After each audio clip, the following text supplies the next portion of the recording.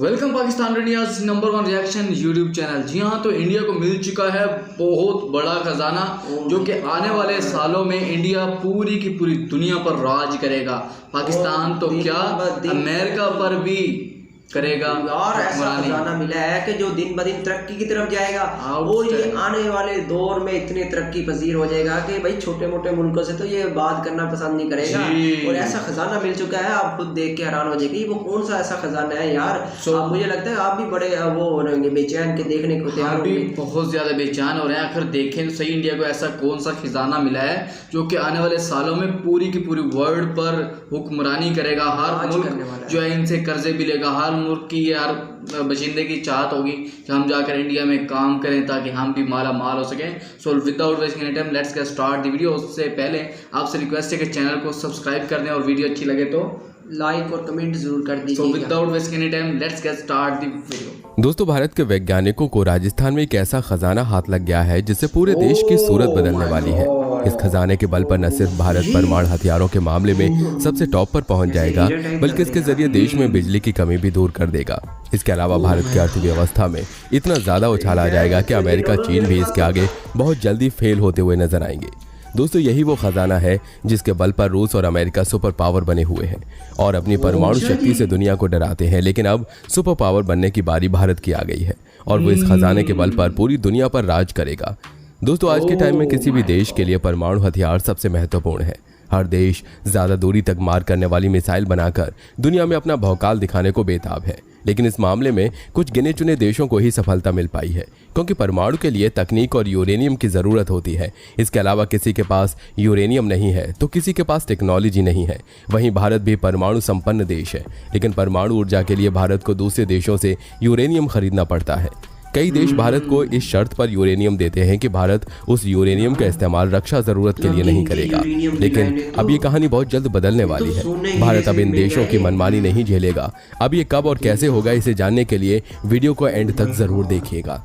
दोस्तों, हमारी धरती हमारी माँ है और इस धरती को माँ का दर्जा यूं ही नहीं दिया गया है, क्योंकि जहाँ एक ओर ये हमारे पालन पोषण के लिए हमें अनाज और पानी देती है, वहीं इसके गर्भ में अनगिनत अमूल्य रत्न की खदानें भी हैं, जिनमें से कुछ तो दुनिया की नज़रों में हैं, लेकिन बहुत सारी ऐसी खदानें आज भी धरती में छिपी हुई हैं जिनके बारे में दुनिया में किसी को भी नहीं पता। लेकिन आए दिन कहीं ना कहीं किसी न किसी धातु की खदान मिलने की खबरें आती रहती हैं, फिर चाहे वो खदान कोयले की हो, सोने की हो या फिर मैग्नीज या यूरेनियम की हो।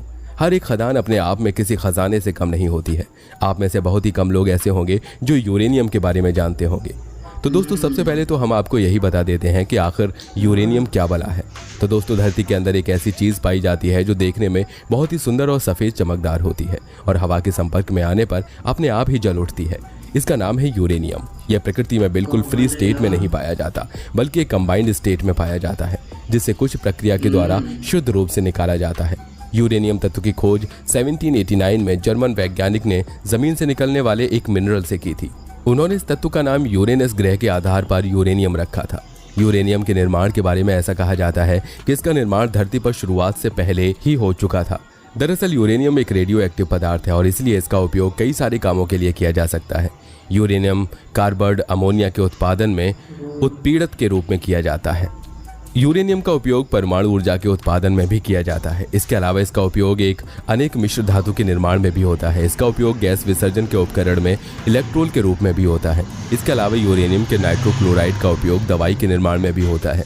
मगर इन सब के बीच सबसे महत्वपूर्ण बात यह है कि इनका उपयोग कई तरह के हथियार और एटम बम बनाने के लिए भी किया जाता है। तो अब आप जान ही गए होंगे कि यूरेनियम क्या है और इसका उपयोग किन किन कामों में किया जाता है। तो चलिए अब बात करते हैं यूरेनियम के सबसे बड़ी खदानों के बारे में, जो कि भारत में अभी तक मिली हैं। दरअसल भारत में पहले झारखंड और आंध्र प्रदेश में यूरेनियम की खदानें थीं, लेकिन झारखंड और आंध्र प्रदेश के बाद राजस्थान के सीकर जिले में भी यूरेनियम खनिज का विशाल भंडार मिला है। इनसाइडर इन्फॉर्मेशन के अनुसार यह बात कंफर्म है कि यूरेनियम खदान का मिलना सिर्फ सुनी सुनाई बात नहीं है। बता दें कि यूरेनियम दुनिया की सबसे रेयर मिनरल्स में से एक है और यही यूरेनियम और सीकर के खंडेला इलाके में 1096.86 सेक्टर के इलाके में पाए जाने की आशंका जताई जा रही है। इंजीनियर्स के हिसाब से अगर यह एरिया सही हुआ तो इसके अंदर करीब 12 मिलियन टन यूरेनियम बड़े आराम से मिल जाएगा, जो यहाँ पर इन्वेस्टर्स को अट्रैक्ट करने में भी बहुत अहम रोल प्ले करेगा।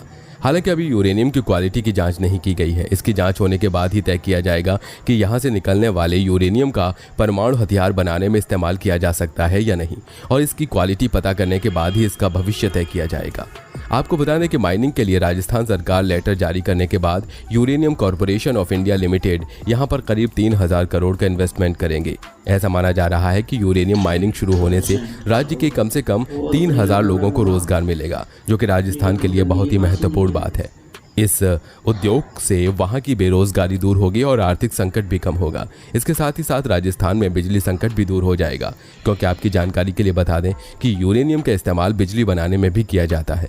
मतलब साफ है कि राजस्थान के पास अपनी खुद की बिजली होगी। हमारे प्यारे देश भारत में अभी तक 2.30 लाख टन यूरेनियम के भंडार मिल चुके हैं। तो अगर ऐसे में इसका सही इस्तेमाल किया गया तो 500 से 1000 सालों तक की बिजली बनाई जा सकती है। मगर इनका कन्वर्सेशन भी वैसा ही होना चाहिए। दुनिया में सर्वाधिक यूरेनियम का उत्पादन कजाकिस्तान, कनाडा और ऑस्ट्रेलिया में होता है। अगर हम बात करें भारत की न्यूक्लियर पावर की, तो देश के 23 संचालित परमाणु और 7 रिएक्टर अंडर कंस्ट्रक्टेड रिएक्टर्स हैं, और इसीलिए हमें यूरेनियम के लिए विदेशों पर निर्भर होना पड़ता है। तो ऐसे में अगर भारत में इसी तरह की यूरेनियम भंडार पाए जाते रहे तो भारत में बिजली उत्पादन में कभी कमी ही नहीं आएगी, और यह भी हो सकता है कि आगे जाकर हम लोग न्यूक्लियर मार्केट को लीड कर सकें। राजस्थान के जिस इलाके में खदानें मिली हैं वहां पर पिछले 2 दशकों से सर्वे चल रहा था, जिस पर अब पूरी तरह से गवर्नमेंट की मोहर लग चुकी है, जिसके बाद यूरेनियम को कॉर्पोरेशन ऑफ इंडिया लिमिटेड ने यहां से यूरेनियम निकालने की पूरी तैयारी कर ली है। बात की नाजुकता को समझते हुए UCIL ने यहां पर सुरंग बनाना भी शुरू कर दिया है, जिसमें अभी तक 22 करोड़ की लागत लग चुकी है। अधिकारियों का ऐसा कहना है कि इस तरह से यह यूरेनियम का पहला और देश का तीसरा ऐसा बड़ा प्रोजेक्ट है, और अगर इसका यूरेनियम रिजर्व उतना ही बड़ा निकला जितना अनुमान लगाया जा रहा है तो यह भारत की सबसे बड़ी यूरेनियम माइनिंग बन सकती है। इसके पहले झारखंड और तेलंगाना में इस तरह के प्रोजेक्ट चल रहे थे। जानकारी के मुताबिक देश में यूरेनियम का कुल भंडार 2,50,000 टन है। राजस्थान के आंकड़ों को जोड़े बिना इसमें से 1,44,000 टन आंध्र प्रदेश और 75,000 टन झारखंड में जमीन के नीचे दबा है। मगर राजस्थान में मिलने वाली इस माइन का मतलब यह है कि ऐसी और भी कई सारी खदानें हैं जिनके बारे में हमें नहीं पता, लेकिन इनकी जानकारी मिलने के बाद हम ग्लोबल मार्केट में अपनी पावर बढ़ा सकेंगे।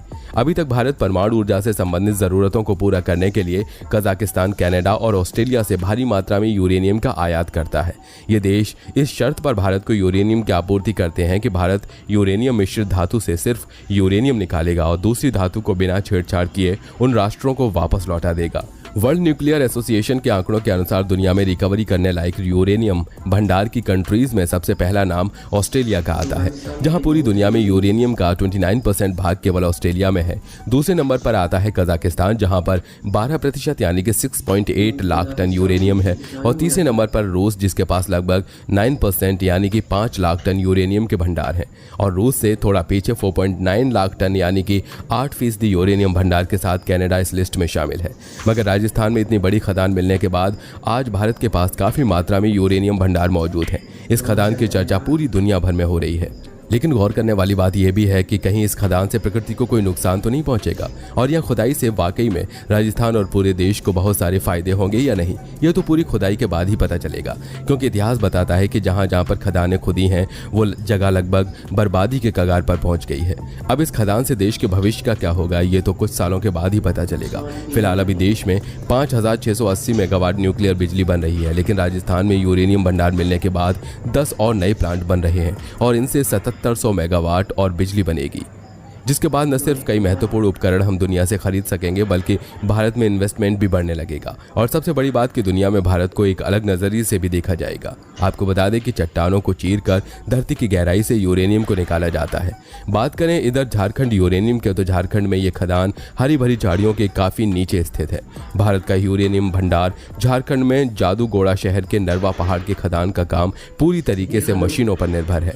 तो दोस्तों, आपको क्या लगता है इस तरह की खदानों से उस क्षेत्र में वाले लोगों पर उसका क्या असर पड़ेगा? और अगर आप भी कभी किसी खदान में विजिट करने गए हैं तो अपना एक्सपीरियंस हमें कमेंट बॉक्स में जरूर बताइएगा। साथ ही वीडियो पसंद आए तो लाइक करिए, चैनल को सब्सक्राइब करके बेल आइकन को प्रेस करना बिल्कुल मत भूलिए। Okay, that was such a great and informative video. यार इंडिया तो तरक्की कर गया है, बहुत ज़्यादा तरक्की यार करेगा। इसके पास वो चीज आ गई है जो दूसरे मुल्कों से खरीदता था, और आप वो नखरे करते थे इन्हें देते हुए, और अब तो वो इसके अब पास आ पाँव गई है। पकड़ के इनसे लेंगे। आपने वो लास्ट बात इनकी पकड़ी कि वो कह रहे हैं कि जब ये चीज़ें सब आप कुछ अचीव कर लेते हो तो दुनिया में आपको एक अलग लेवल से, अलग नज़र से देखा जाता है। लेवल से वैसे भी इंडिया यार पावरफुल जैसे है, इंडिया और चांद पे गया है तो इंडिया को एक बहुत ही पॉजिटिव निगाह से देखा जाता है। अब बांग्लादेश तरक्की कर रहा है तो बांग्लादेश को एक अलग इज्जत वाली निगाह से देखा जाता है। तो जब एक कंट्री बहुत ज़्यादा वर्क करके हार्ड मुझे वर्क ऐसा करने के फील हो रहा बाद, है कि आई थिंक अगर ये दुनिया मिल चुका है तो जाहिर है इसने बहुत सारे मिसाइल वगैरह इस तरह की बहुत सारी चीज़ें बनाएगा, बहुत सारी चीज़ें बनाएगा और एक्सपोर्ट भी करेगा। कंट्री इनसे डरने लग जाएगी, करने लगेंगी, क्योंकि इसके पास वो चीज़ है जो दूसरी कंट्रीज में नहीं पाई जाती, और वो दूसरों से खरीदते हैं, और ये खुद दूसरी कंट्री से खरीदता था, अब नहीं खरीदेगा। ये चीज़ पाकिस्तान के लिए बहुत ज़्यादा नुकसानदाह होगी। ओह माय गॉड, ये तो पाकिस्तान के लिए बहुत बड़ी तबाही की एक निशानी है यार। इसके लिए हमें भी चाहिए कि हमें भी ऐसे कुछ यूरेनियम किसी खैबर पख्तूनख्वा में, पेशावर में, सिंध में, बलूचिस्तान, पंजाब कहीं ना कहीं देखें और ये ढूंढें, वरना बहुत मुश्किल लम्हात हैं आगे। पाकिस्तान क्या ऐसा कर पाएगा? कमेंट बॉक्स में ज़रूर बताइए। आपको क्या लगता है, पाकिस्तान रिसर्च करेगा इस चीज़ के हवाले से? I think they should have to do. So आज की वीडियो कैसी लगी? आई होप कि आपको अच्छी लगी। अगर अच्छी लगी है तो वीडियो को लाइक कर दें, चैनल सब्सक्राइब भी कर दें यार, और अगर चैनल पर पहली मर्तबा है तो सब्सक्राइब करके जरूर जाएंगे। मिलेंगे नेक्स्ट वीडियो में, बहुत सारा ख्याल।